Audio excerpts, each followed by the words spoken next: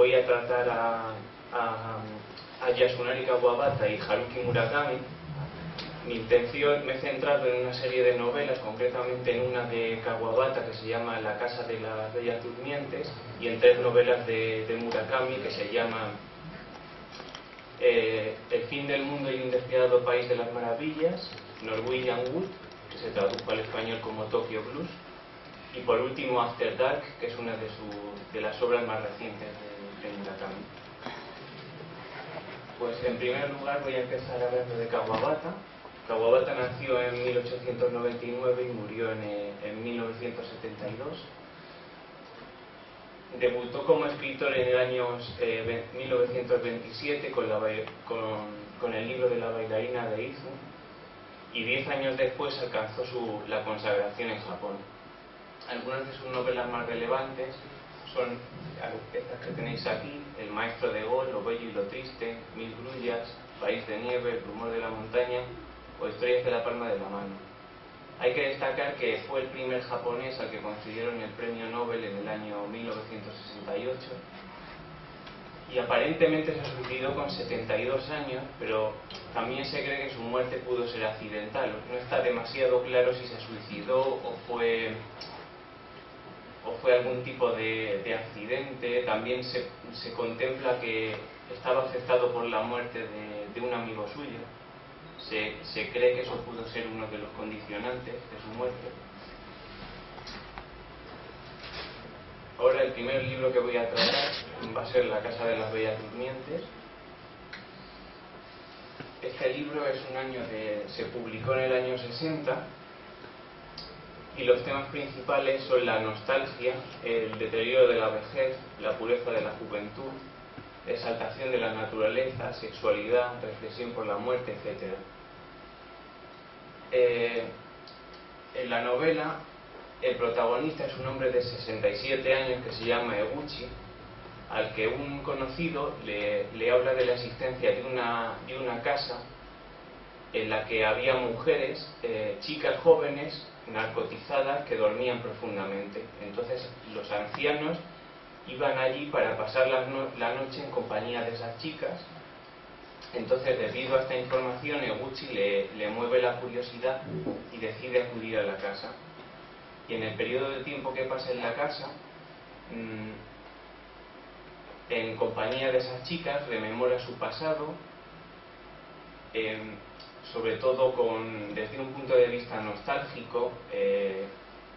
Recuerda sus relaciones del pasado con mujeres.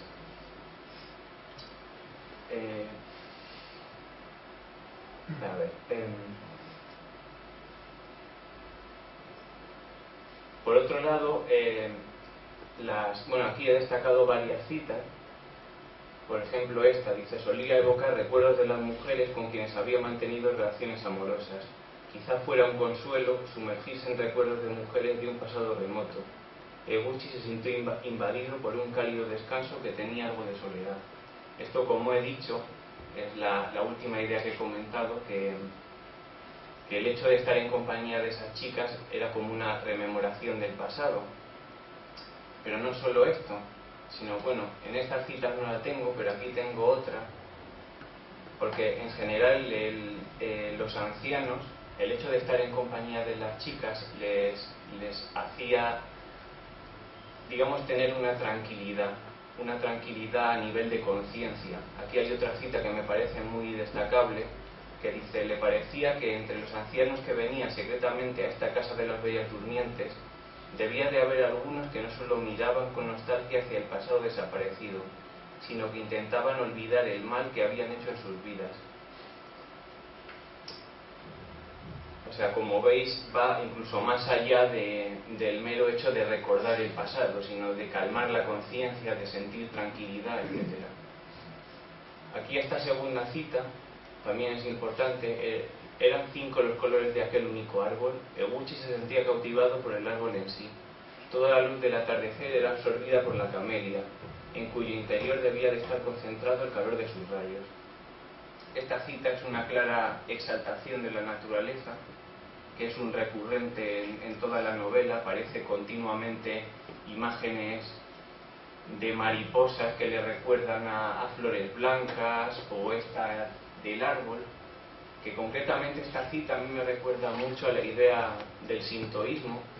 El sintoísmo es una de las religiones mayoritarias de Japón y se basa en el culto, en la creencia de espíritus o de divinidades que están presentes en todos los elementos de la naturaleza.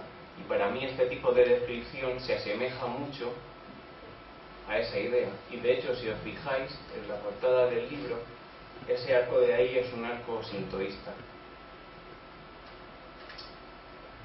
Y por último, destacar esta última cita que dice: un vacío de profundidades oscuras invadió todo su ser. Las olas potentes estaban cerca y parecían hallarse a una gran distancia. Vio el fondo oscuro de la noche del océano gris. Esta cita, o citas muy parecidas a esta, aparecen también con frecuencia y conectan el propio estado de ánimo de Gucci, del protagonista, con el tiempo atmosférico. Y de hecho muchas veces, según cómo se sienta él, el tiempo atmosférico es de determinada forma, lo que es bastante interesante para mi gusto. Vale, con esto ya termino con Kawabata y ahora voy a pasar a Murakami. Murakami nació en el año 1949.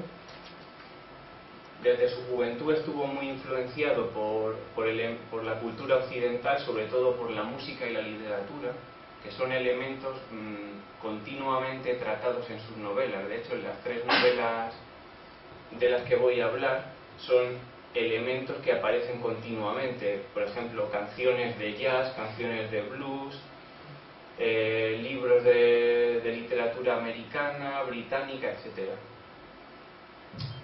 En el 87 Murakami publicó Norwegian Wood, que le convirtió en una celebridad nacional. Entonces, abrumado por el éxito, dejó Japón y no volvió hasta el año 95, que creo recordar que fue el año en el que fue el terremoto de Kobe, entre algunos otros eventos importantes. Algunas de sus obras relevantes son Después del terremoto, que esta, si no recuerdo mal, es autobiográfica, o parcialmente al menos autobiográfica.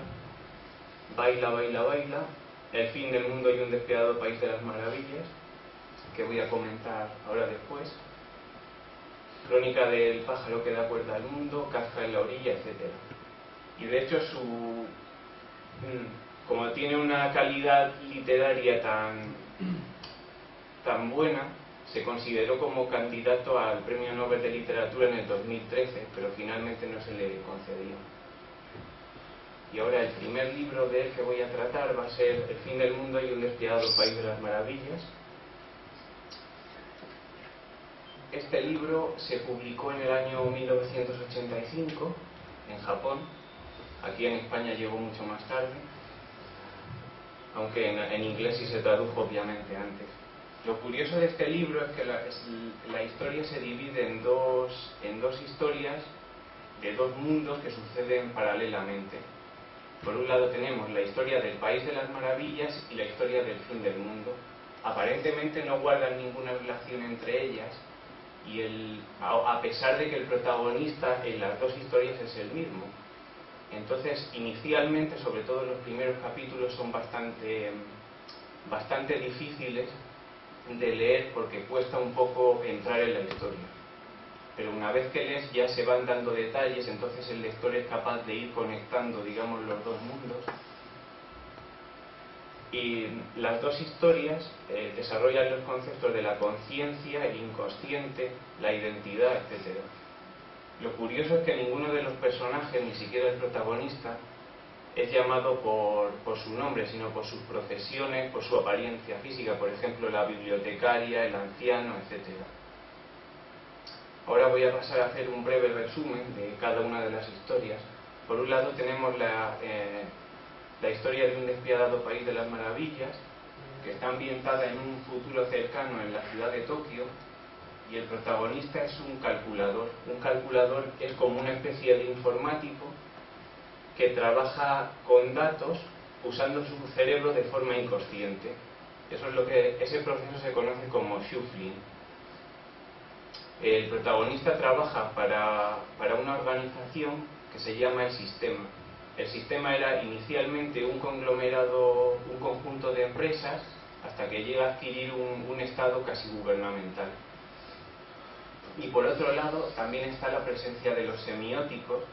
Los semióticos serían como, entre comillas, los rivales del sistema, que son los que encuentran datos y trafican con datos en el mercado negro para obtener beneficios, pero sin embargo conservan la información más importante para ellos mismos y para su empresa, que se conoce como la factoría. Y por tanto, la labor del sistema es proteger los datos y la labor de los semióticos es robar esos datos, robar la información. Y en este contexto el protagonista es contratado por un científico que es experto en el funcionamiento del cerebro humano, con intención de que le ayude en sus investigaciones para la manipulación de la conciencia. Esta sería la historia del País de las Maravillas. Y por otro lado, en El Fin del Mundo tenemos está ambientada en una ciudad aparentemente alejada de cualquier otra, que se conoce como el fin del mundo. Entonces el protagonista es un forastero que acaba de llegar a esa ciudad, y con el pretexto de ser admitido en la ciudad, la primera norma es dejar atrás su sombra. Su sombra representa toda su conexión con el mundo anterior, con el mundo externo.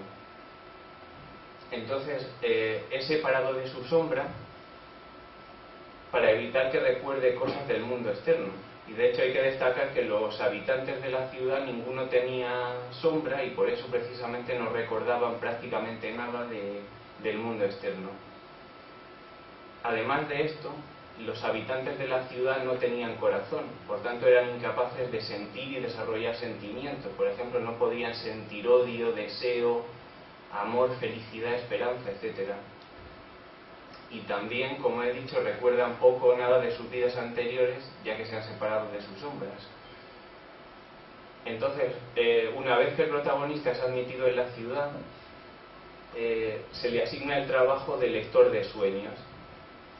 Este trabajo consiste en que cada tarde tiene que acudir a la biblioteca y leer viejos sueños a través de los cráneos de unicornios. Que se me ha olvidado comentarlo, en la ciudad también convivían unicornios que estaban con el hombre, lo único que estaban separados, y el guardián se encargaba de controlarlos, de sacarles fuera, etc. Como veis, son dos historias aparentemente. Esta segunda historia sobre todo es más ciencia ficción, sí, se podría llamar algo surrealista, muy interesante para mi gusto. Y llegados a este punto, bueno, aquí podéis ver un mapa del fin del mundo. A ver. Todo esto sería el muro, que se me ha olvidado comentar. La ciudad, no sé si lo he dicho, que la ciudad está rodeada por un muro. Este sería el muro, esta línea de aquí. Aquí tenéis la biblioteca, y aquí sería la cabaña del guardián y la plaza de las sombras, que es donde permanece la sombra del protagonista hasta que se supone que acabe muriendo. Y llegados a este punto, me gustaría hacer una conexión muy importante del libro con el folclore japonés, concretamente con los tinieblos y los kappas. Los tinieblos son mencionados muchas veces en la novela, concretamente en el apartado del País de las Maravillas, en la historia del País de las Maravillas. Viven en el subsuelo de Tokio, en ríos y lagos subterráneos. Aquí os voy a leer una cita concretamente que habla de la descripción. Dice: son criaturas que viven en el subsuelo, están en los túneles del metro, en el alcantarillado, en lugares por el estilo. Se alimentan de los desechos de la ciudad y beben el agua de las cloacas. De vez en cuando atrapan a alguien que se ha extraviado y se lo comen. Esta sería una de las descripciones de ellos en la novela. Y por otro lado tenemos a los kappas, que son criaturas mitológicas del folclore japonés, a las que se les representa, son humanoides que tienen forma de rana. Su cara se parece a la de una tortuga, y muchas veces de hecho tienen un caparazón a la espalda. Además es destacable porque los kappas normalmente viven en los ríos, lagos y lagunas de Japón, y su aspecto físico más curioso es que tienen como una especie de cavidad justo en la parte de arriba de la cabeza donde almacenan agua. Entonces, de ahí, de hecho, el agua que tienen en la cabeza es un símbolo de su poder. Se dice que si pierden ese agua, pueden perder temporalmente sus poderes, incluso llegando incluso a morir en situaciones. Se le suele representar como el típico personaje malo de los cuentos tradicionales, porque de hecho su comida favorita son los niños humanos. Lo consideran un manjar delicioso, pero pese a todo siguen a rajatabla el código de conducta japonés. Por tanto, se dice que para escapar de un kappa, si se le hace una reverencia, el kappa estará obligado a devolverla, entonces perderá el agua de su cabeza y por tanto perderá temporalmente sus poderes. Bueno, y aparte de esto, también los kappas, a pesar de ser malos, tienen su lado bueno en ocasiones, siempre que eso les conlleve algún tipo de beneficio. Por ejemplo, en muchas ocasiones ayudan a los humanos a cambio de pepinos, que aunque pueda parecer curioso, los pepinos es la única comida que les resulta más deliciosa que los niños humanos.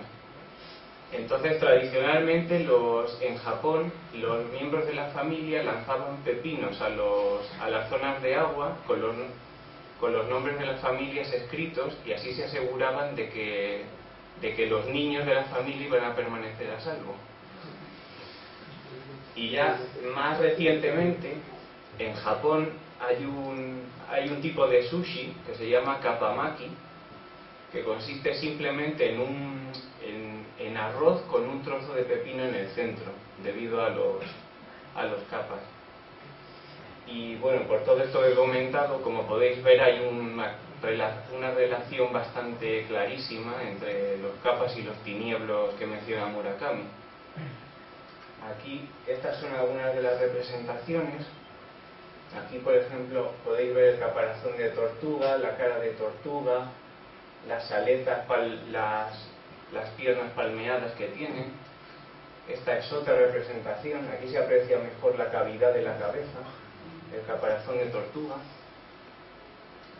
Y esto es un dibujo más tradicional con varias representaciones. Y por último, su importancia es tan popular en Japón que llegan al punto de aparecer en los templos. Por ejemplo, es unas estatuas de un kappa macho y un kappa hembra en un santuario de Tokio. Aquí he destacado un par de citas que me parecen. Dice: a mí me parece que el corazón es algo muy imperfecto, dijo ella sonriendo. Sí, también a mí me lo parece. Es muy imperfecto, dije, pero deja huella, y podemos seguir su rastro, del mismo modo que se siguen las pisadas sobre la nieve. ¿Y a dónde conducen? A uno mismo, respondí. El corazón es así. Sin corazón no llegas a ninguna parte. Esto, como veis, es la idea que he comentado en el resumen, de que los habitantes no tenían corazón y por tanto no pueden sentir.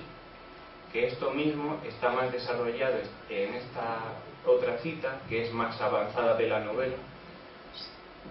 Piensa que el hecho de que no existan luchas, odio ni deseos significa que tampoco existen las cosas opuestas, es decir, la alegría, la paz de espíritu, el amor. Porque es de la desesperanza, del desengaño y de la tristeza de donde nace la alegría, y sin ellas esta no podría existir. Es imposible encontrar una paz de espíritu sin desesperación. Y luego está el amor, por supuesto. Un ser humano sin corazón no es más que un fantasma andante. Esto, como veis, expande más la cita anterior, también porque llegados a este punto de la novela, el lector ya se le es presentado con muchos más detalles y ya puede ir estableciendo relaciones más directas. Por cierto, estas dos citas son de del apartado de la narración del fin del mundo. Y ya doy por concluido el fin del mundo y ahora me voy a centrar en Norwegian Wood. Aquí al español se tradujo como Tokyo Blues. Se publicó en el 87 en Japón, 2 años después que el fin del mundo. Lo interesante es que el libro, a pesar de narrar hechos ficticios, hay algunos elementos reales, como por ejemplo las huelgas estudiantiles de finales de los años 60, o elementos de la propia vida de Murakami. Por ejemplo, el protagonista del libro, Toru Watanabe, trabaja en una tienda de discos, que fue uno de los primeros trabajos de Murakami, y al mismo tiempo también es del pueblo de Kobe, en el cual Murakami pasó gran parte de su juventud. Y tal y como he explicado antes cuando he hablado de Murakami, está presente en la novela los elementos de la cultura occidental. Por ejemplo, tenemos mención al gran Gatsby de Scott Fitzgerald, La montaña mágica de Thomas Mann, o Norwegian Wood, This Bird Has Flown de los Beatles, que es la canción que da título a la novela. Que de hecho sobre todo estos 3 elementos tendrían relación con la trama de la novela. Está narrada en primera persona por el protagonista Toru Watanabe, que recuerda su primer año como estudiante universitario en el Tokio de finales de los 60, y por tanto la mayor parte de la narración usa la técnica del flashback. Bueno, antes de esto os voy a contar el resumen. El libro empieza con el protagonista Toru Watanabe, si no recuerdo mal tenía unos 37 años, en un viaje que hace a Hamburgo en avión. Entonces justo al aterrizar empieza a sonar por los altavoces la canción de Norwegian Wood de los Beatles, y eso le hace recordar sus recuerdos y experiencias en el Tokio de finales de los 60, en su año como estudiante universitario. Por tanto, el libro es un reflejo de todas las experiencias, las sensaciones, las impresiones, los sentimientos de Watanabe. Concretamente habla de la relación de Watanabe con Naoko. Naoko era la mejor amiga la novia de su compañero, de su mejor amigo del instituto, y además, de hecho, ellos acaban desarrollando una relación muy profunda y acaban llegando a enamorarse. Además de esto, Watanabe, o Toru, también llega a desarrollar una relación muy intensa, muy profunda también, con otra compañera suya de clase, Midori. Y por tanto tenemos estas 2 historias. El título de la novela, como he dicho, se debe a la canción de los Beatles, que además es la favorita del personaje de Naoko y por tanto aparece en muchas ocasiones durante la narración. El tono de la novela es nostálgico y trata principalmente los temas de la pérdida, la sexualidad, la atracción, obviamente el recuerdo por el pasado, porque la historia está narrada empleando el flashback, etc. Llegados a este punto, me gustaría hablar de 2 elementos que me parece que están conectados con la cultura occidental. En primer lugar es la relación que tiene la novela con la canción de los Beatles. En primer lugar, tanto en la canción como en la novela hay una relación entre un chico y una chica, o entre un hombre y una mujer. Y de hecho, las primeras frases de la canción, que dice I once had a girl, or should I say she once had me, una vez tuve a una chica, o debería decir que ella me tuvo a mí, son relevantes. Estas frases en la novela se refieren a la relación de Watanabe con Naoko, o bien con Midori. Podría haber esa conexión, ya que acaban desarrollando una relación muy profunda con ellas 2. Y por otro lado tenemos esta última, que es de las últimas frases de la canción, que dice When I awoke, I was alone, this bird had flown. Cuando me desperté estaba solo, este pájaro había volado. Esto también se refiere a una especie de, se podría decir, distanciamiento que se produce en la novela, sobre todo en en una fase avanzada entre Watanabe y Midori, y también podría estar representando los propios sentimientos de Midori en la parte final de la novela respecto a un hecho que le resulta a él muy traumático. Estos son lo que puedo sacar yo de la conexión que tiene con la canción. Y por otro lado, creo que también hay una relación con El Gran Gatsby de Fitzgerald. El Gran Gatsby inicialmente es mencionado muchas veces en la novela por ser el libro favorito de Watanabe. Por un lado, en El Gran Gatsby, no sé si estaréis familiarizados con él, ya sabéis que ha habido versiones al cine y todo. Los personajes de Gatsby y Daisy están enamorados, pero se encuentran separados. Todo esto se debe a que Daisy se casa con Tom Buchanan. Tom Buchanan es inicialmente, digamos, la persona que es capaz de proporcionarle una estabilidad económica, una riqueza, algo que en aquel momento Gatsby no podía, porque todavía no tiene una estabilidad, tiene que irse a la guerra, después tiene que volver, etc. Bueno, el caso es que después de todo eso todavía se encuentran enamorados, y yo esto lo considero como una especie de distanciamiento, porque Daisy continúa estando casada con Tom a pesar de que claramente quiere a Gatsby. Y este tipo de distanciamiento también se produce en la novela, inicialmente entre los personajes de Toru y Naoko. ¿Por qué? Porque inicialmente Watanabe conoce poco a Naoko, porque Naoko había sido prácticamente exclusivamente la novia de su amigo y había tenido poco tiempo de establecer una relación profunda con ella. Y sobre todo también por la falta de entendimiento que hay inicialmente entre ambos, no saben expresar muy bien sus sentimientos, etc.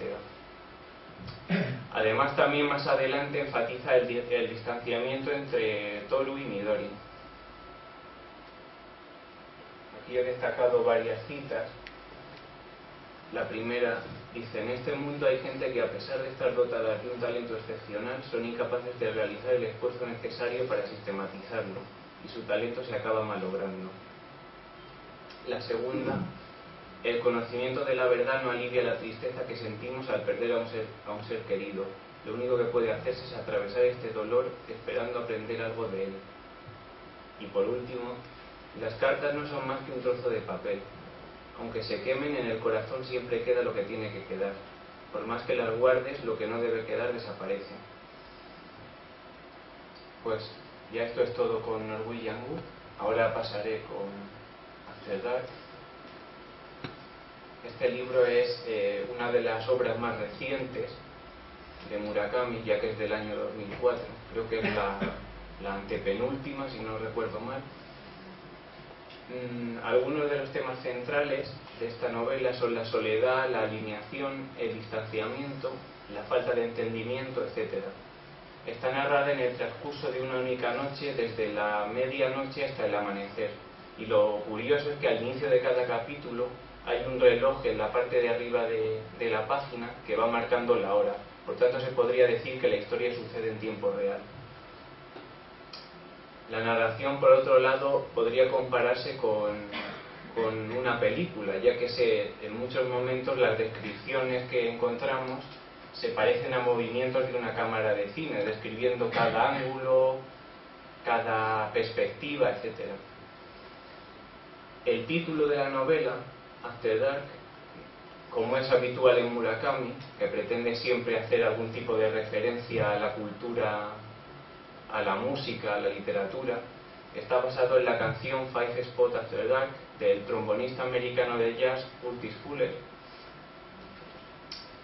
El título se podría traducir como, al menos es hecho como una especie de traducción libre, como 5 lugares después del anochecer o 5 lugares después de que oscurezca, que podría ser una referencia a los personajes principales a los 5 personajes principales de la novela, que por un lado tendríamos a Meri y Eri Asai, que son hermanas, a Takahashi, a Kaoru y a Shirakawa. antes de seguir el resumen de la historia. Por tanto, narra los acontecimientos de estos 5 personajes. Por un lado tenemos a Mary Asai, que es una chica de 19 años que está pasando la noche en un Denny's, que es un restaurante de 24 horas, y está leyendo un libro. Allí se encuentra con Takahashi, que es un antiguo compañero de su hermana y que casualmente está ensayando, es trombonista, y también su canción favorita es la de Five Spot After Dark, del saxofonista y curiosamente está ensayando en un local cercano. Más adelante, durante el transcurso de la noche, Mary conoce a Kaoru, que es la propietaria de un Love Hotel, y que a quien acaba ayudando a resolver un problema del cual otro de los personajes principales ha causado, vamos. Y bueno, aparte de esto, Mari se encuentra durante la noche varias veces con Takahashi, y en esos momentos tienen varias conversaciones. Y mientras todo esto está pasando, Eri, la hermana mayor de Mari, está durmiendo, y según se nos dice en la novela, lleva durmiendo profundamente durante mucho tiempo. Eso sería el resumen de la novela. Y de hecho todos los personajes comparten sentimientos de soledad y alienación. Además experimentan distanciamiento, incomprensión. Sobre todo se produce más entre Mari y Eli, que son las 2 hermanas. Aquí he señalado varias citas que precisamente enfatizan eso. Por ejemplo, esta que dice: en la época en la que más falta me hacía, ella no pudo responder a mis necesidades. Somos hermanas, pero en realidad es como si hubiésemos crecido en mundos diferentes. Esto es del capítulo 11. Esta otra que dice: creo que poco a poco me he ido creando un mundo propio, y cuando estoy en él yo sola me siento hasta cierto punto tranquila y segura. Pero el hecho de haber tenido que construirme este mundo significa que soy una persona débil. Además, desde el punto de vista de la sociedad, mi mundo es algo insignificante. Esta del capítulo 15 y otra más del capítulo 17, que dice: aquella fue la vez que más cerca he estado de él, el instante en que unimos nuestros corazones y llegamos a ser una.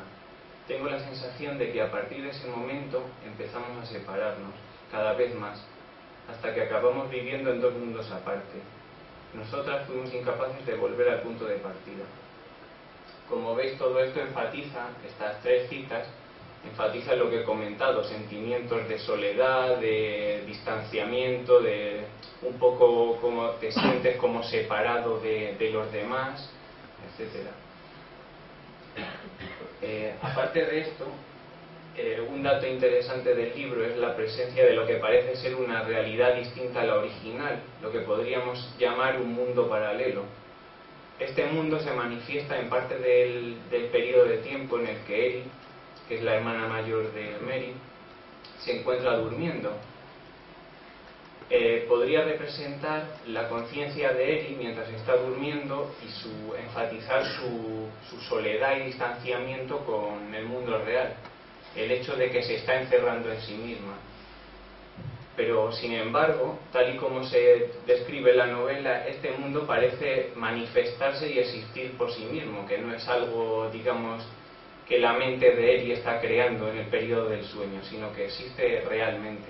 Como por ejemplo veis en esta cita que dice: ese tipo de lugares abre puertas furtivamente en las tinieblas. Nadie puede prever dónde y cuándo van a engullir esos abismos a una persona, dónde y cuándo van a escupirla. Vale, y ahora para concluir, me gustaría destacar que ambos autores, tanto Kawabata como Murakami, tienen elementos comunes, como es la presencia de la nostalgia, la rememoración por el pasado, exaltación de la naturaleza. Obviamente ambos autores, ya que son diferentes y tienen un estilo de escribir distintos, tienen sus propias, tienen cosas que los separan, entre comillas, totalmente el uno del otro. Y bueno, en el caso ya centrándonos en cada uno, Murakami primaría más una literatura descriptiva con mucho énfasis en los sentimientos humanos, como habéis visto en Norwegian Wood y en After Dark. En El fin del mundo también, lo único que es un poco distinto, ese tipo de... Es también un libro muy profundo, pero yo diría que a otro nivel distinto, porque también juega con otro tipo de conceptos, como la conciencia, el inconsciente, identidad, que se enfatizan más. Y por otro lado, Kawabata también refleja la vida humana de una forma también muy profunda, muy elaborada, y sobre todo se destaca mucho la presencia de la muerte, y cómo la muerte pues es algo inevitable, que no se puede evitar y que llega tal cual, por decirlo de alguna forma. Y bueno, ya está. Esto es todo. Espero que os haya gustado, y si tenéis alguna pregunta, algo que queráis consultar.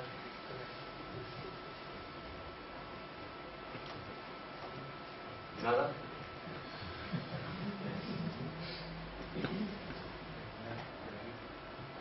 Sí.